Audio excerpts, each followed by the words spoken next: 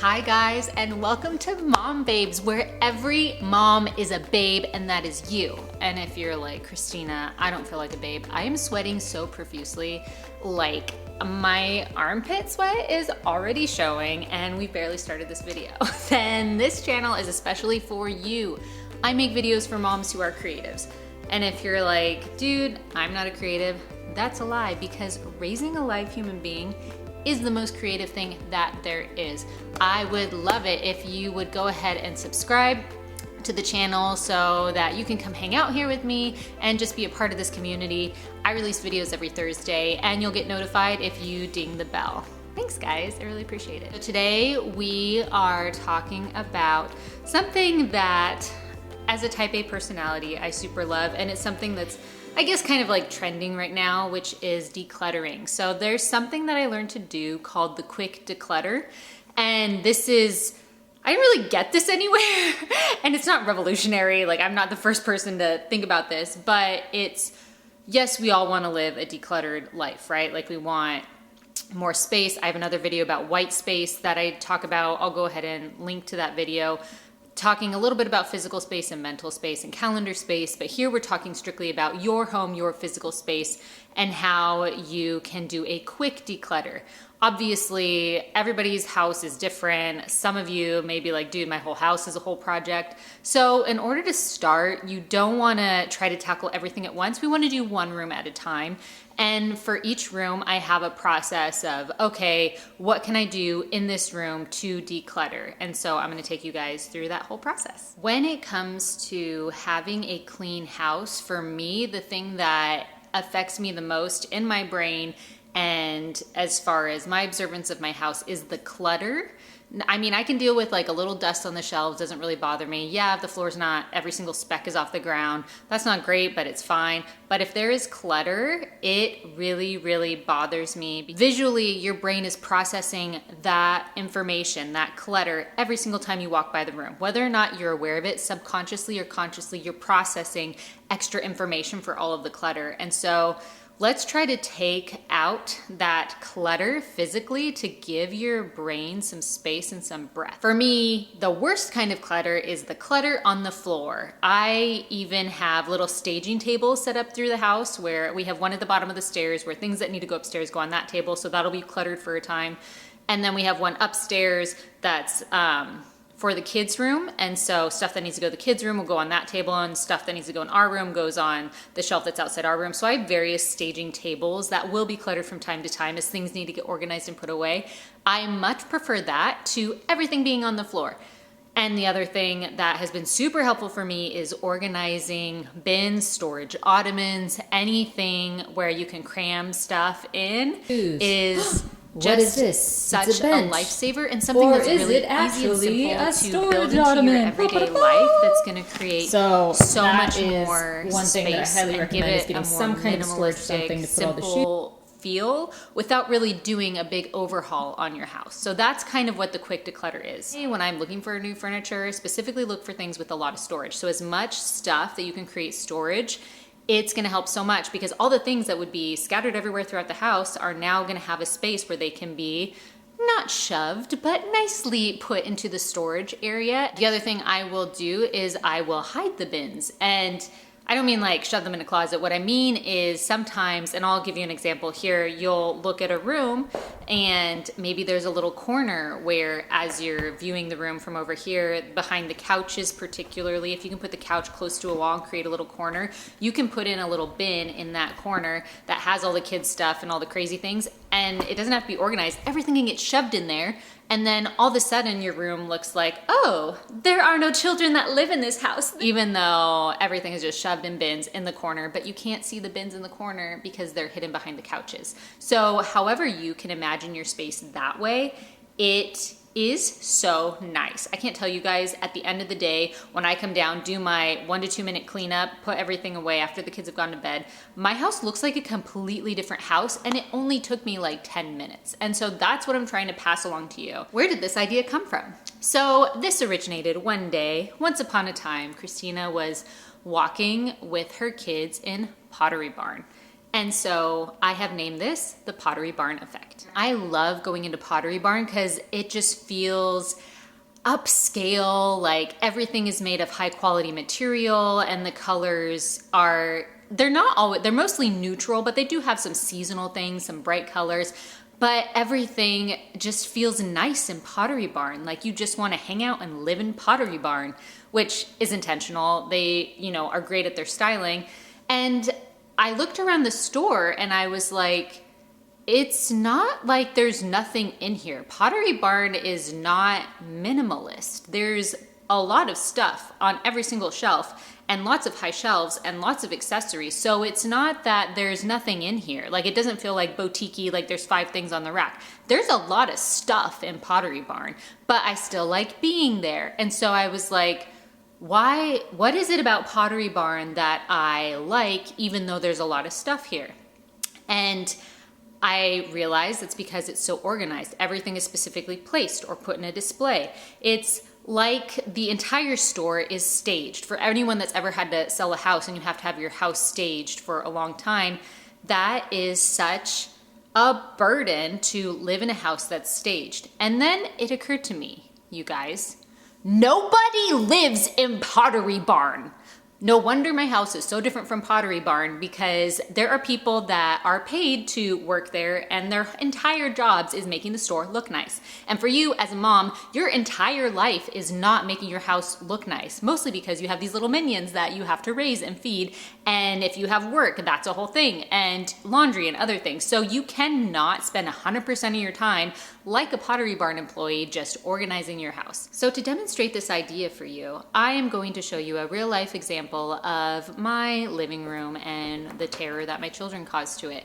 And the difference between my living room looking like a living room where kids are living and it's a terror, to a Pottery Barn living room that is staged, is the difference of 2.5 minutes of cleanup, maybe even less. And that's the thing that is so interesting about this quick declutter, the Pottery Barn effect. And that is the difference between your house being chaotic and crazy to your house being Pottery Barn effecty is maybe just a few minutes. Maybe that's 2 minutes, maybe that's 1 minute, maybe that's 3 minutes, maybe that's 10 minutes, but still 10 minutes to give yourself this Pottery Barn effect in this one room, I think is gonna up-level your life, decrease your stress and anxiety about the house and about the situation. I would start with picking just one room instead of trying to Pottery Barn the whole house. Let's just do one room at a time and practice that for a few days and then try to incorporate more rooms after that. This is supposed to be a gradual journey to your Pottery Barn effect home. You want to take this slowly because as you do each room, you're gonna learn, okay, yes, I like this. No, I didn't like this. Okay, this was a little extreme. Let's pull it back a bit. And then you'll find that there are certain rooms that you want to keep immaculate. Like if you have an office or a workspace, like, okay, we're going to set a boundary. This is not going to be a crazy place. This is going to be, at least my one place in the house that's going to be nice. Or if that's your closet or if that's your bedroom, deciding at least having a room that you can kind of sanctuary to in your brain is going to be helpful. But as you're doing rooms, and if you are tackling a house where you feel like you have a big decluttering thing and it gets overwhelming, then just do one room at a time and don't be like, I'm gonna try to do this in a week. That's like crazy. Let's maybe do this over a year, or if that seems like too long, maybe we'll do 6 months, or maybe we'll do a few months. But it shouldn't be overwhelming. This should add life and not feel like a chore, like a to-do too much. One of the things that I started paying attention to, I like to host parties, and so I would start paying attention to every time that I have people over, every time that I'm hosting a party, what am I getting rid of? Like, what am I putting away? Like all the things that are normally on the table, staged to go upstairs, staged to go into our room or the kids' room. Obviously, all that gets cleaned up. Things that we normally have out get put away. And so for a party, our house looks a little different than it does day to day, as it does for everybody. But I started saying, okay, what about this party that I'm staging my house for is different from our everyday life? And do I want it to be that way more so through my everyday life? Sometimes you might be like, no, the convenience of having everything out is worth it. I don't want to deal with that. That's a choice. I was like, no, I think it'd be fun if our house looked more like party ready all the time. for me, that would be more fun. And so I started being like, okay, how can I make my house look party ready every day? Obviously, I don't want it to come across like, oh, you have to keep your house clean all the time. It's how can we do these small little things that are really effective and really helpful to bring that fun and that freshness and that Pottery Barn feel to your home, so that it doesn't feel super chaotic. One of the ways that you can do that is to host a party and just make note of everything that you put away. Do I need these things? Do I use these things? Do these things have an important part of my life? Yes or no? Because sometimes you have stuff hanging around and you're like, why do we even have this? Or like this toy that our kids haven't played with for 3 years. Do they really need this toy? Or anything else? Just really consider, do we actually need this? Do we actually use this? And maybe you can create a place like behind a curtain or wherever where you can put a bin or two to put all that excess stuff for parties that you would normally have out and put it away so that it looks more Pottery Barn ready. And even if one room seems overwhelming, let's start with one half of the room, one desk, one drawer. Let's get, you guys, I love drawer organizers. I know it sounds really silly, but something as simple as a drawer organizer, like one of them, and then every time you go to open that drawer, there's like this endorphin release because the drawer is organized. And then once you do one drawer, you're gonna be like, that was awesome, I'm gonna do this other drawer. And eventually you'll start doing more drawers in your house. And that is one little thing that can really, really help. A drawer organizer is not that expensive, and it's a way that you can create like joy and happiness and fun and Pottery Barn feels within your home without really doing a whole overhaul or a whole redecorating. If you are feeling overwhelmed, the other thing that you can do is ask a friend for help, because, you know, a friend will come over and be like, okay, well, you know, objectively, do you like this? Do you not like this? And I know we go through this whole thing where it has to bring you joy and make you happy, but some things are practical. I mean, some things, yes, like, I don't know, like a trash can bring you joy if it's a proper working trash can, I guess, but it's not gonna bring you joy in the sense of like, I love this trash can. But you do want to hang on to things that are practical and that help you with the pain points in your life, i.e. clutter when there's little kids. And things I feel that, for me at least, are hardest to let go of are things that have sentimental value. If it was a gift given to me by a family member, or if it was something I've had since college, like things that are attached to specific moments and memories in my life. Something that I did do, that I started doing actually in my early 20s was if I had a dresser or a setup or scarves or like just a visual that I really liked, you know, that reminded me of that time in my life, is I would take a picture of it. And so instead of keeping all these things like a whole armoire, I would have a picture of the armoire, or this, you know, chair that I got at this antique shop that I really, really loved. Taking a picture of the chair. It's very personal, and I think it takes time. I would start very small. If it seems like I don't want to ditch all this stuff, at least what you can do is maybe do one thing. Just one thing. Just try one thing. See how that goes. And then be like, oh, okay, that was fine. Maybe we'll try 2 things. And like I said, start with one room. When you get that room clear of what you feel is right for your space, then move on to the next room. Easy things that to get rid of, like easy target things that you usually don't have to spend too much time thinking like, oh, something sentimental or something like that, are gonna be like bathroom things in under your sink area, like stuff that you're like, oh, this is still good, but you haven't used it in forever. You're never gonna use it. I will give myself about 6 months, and if I don't use this lotion or this oil or whatever it is in 6 months, I will put it out of the bathroom. And I also get just those plastic, like little tiny bins like this, right? And then I have like a little, it's not even fancy because under the sink, no one sees except me, but I put in a little like wire rack thing. So I have these bins here stacked. So there's 1, 2, 3, 4, 5, 6. And then I'll have like nail polish in one and hair products in one. And you know, they're just all organized in different areas. And then every time I open under my sink, it's so lovely, where it used to be like a mishmash of a bunch of stuff and I couldn't even see anything or know where everything was. And so that's an easy target for stuff to get rid of, is like old lotions and nail polish and whatever that you haven't used in forever, you're never going to use under the sink. Dude, you don't need it. Get rid of it. And if you're worried like, oh, what if I need this someday? All that stuff is usually really affordable generally, unless you have some specific weird perfume that you paid hundreds of dollars for. Maybe keep the one weird perfume. But you can buy most of that stuff again for not that much money. So that's an easy place to target to get rid of stuff. The other thing that I target is toys, especially after birthdays and Christmas when you have all this stuff coming in. We have a certain design space of like, okay, we have 2 toy chests, we have like a storage bench thing, and then we have some floor space that we've designated like toys can live here. So whatever toys fit in those areas are the toys we have, and that's it. And we don't have a lot of extra toys. The other thing I do with toys, which does help my Pottery Barn Effect, is most of their toys are upstairs. We have a playroom upstairs, and so that's where most of their toys live. Yes, they do have some toys down here, but it is far more minimal than the ones up there. What does that mean? That means that the playroom upstairs is an absolute disaster and chaotic, but that's fine because it's the playroom, and it's not like my living room is an absolute disaster all the time, which is preferable. So I will let them, obviously, kids, the toys end up downstairs at the end of the night. You just take them back upstairs. And so they can play with what they want for that day, and then you just take it all back upstairs.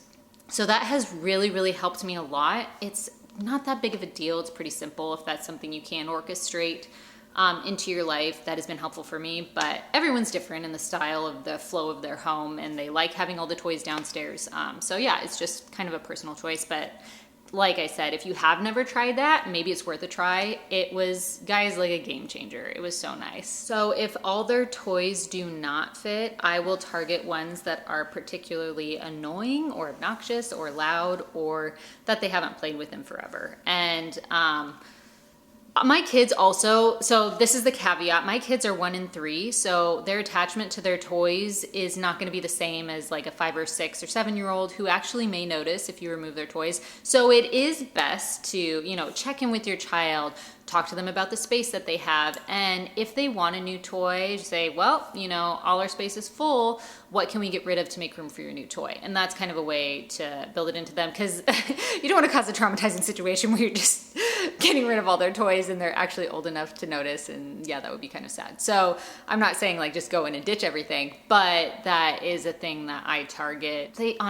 don't, like this sounds terrible, but if I remove a toy from their room at this point, at least, they never talk about it again. They never ask about it again. They don't even notice. And so I have the luxury of doing that. If you have older kids, you might have to have a conversation first, or just do what I do and have, their room can be crazy, and keep the downstairs very nice for yourself. The Pottery Barn Effect also taught me to not be as hard on myself about the condition of the house, because the difference between it looking staged and pretty and it looking chaotic is only 2 minutes. And so now that I know that and I think about that more, sometimes I'll even, while the kids are awake, even though I know the room will get messed up again if we're not going to be in there for a second, I'll take the 2 minutes, try to put it away. The caveat with that, with the kids watching you, is you all know as soon as you start putting something away, the children suddenly have this brand new renewed interest in it and they want to take it out and play with it. So I try to do the putting away and shoving when they're not specifically watching me for that reason. Mostly when they go down for the nap, I can reset the room really quickly, and when they go to bed at night. So know that for you, if you just feel like so burdened by the condition of your house, or like it's so messy, that the difference between it being copable and not copable for you is just a few things, just a few minutes. And if you're like, that's not my house, we can get it to that place. So this is called the quick declutter because it's supposed to be quick. It is going to take a second to organize it and to get it situated before it's quick, i.e. purchasing some kind of a storage area, i.e. maybe rearranging the room so that you can discreetly place it somewhere that, isn't the middle of the room and not as obvious. So your room looks more like a house, a pottery barn, if you will. I hope this was helpful. I hope those tips really work for you guys, and that you try one and then let me know about it. I am just so curious to see how it's working in your life, so comment below and share with me. I guess I'm giving you homework. The bottom line and the heart behind this video is I want to reduce the amount of stress and anxiety and clutter in your life from things, yes, from schedules and other things too. But if you make the commitment to do even one of these small little things I mentioned, it will pay back dividends to your life. And just create this fun new environment and make you feel like you have a new space and you have a redecorated home without hardly investing any money and maybe a little bit of time, a little bit of thought. But that's part of the creative life that we're living as moms. It's part of the creative process. So thank you guys so much for hanging out with me today. I had a lot of fun talking about this. Hopefully you had a lot of fun listening to me and my little routine and what I do, and hopefully you learned something. If no one has told you yet today, first of all, I can't believe they haven't told you yet today, but you are doing a good job. You're crushing it as a mom. Thank you guys so much for all your support, and I will catch you next time.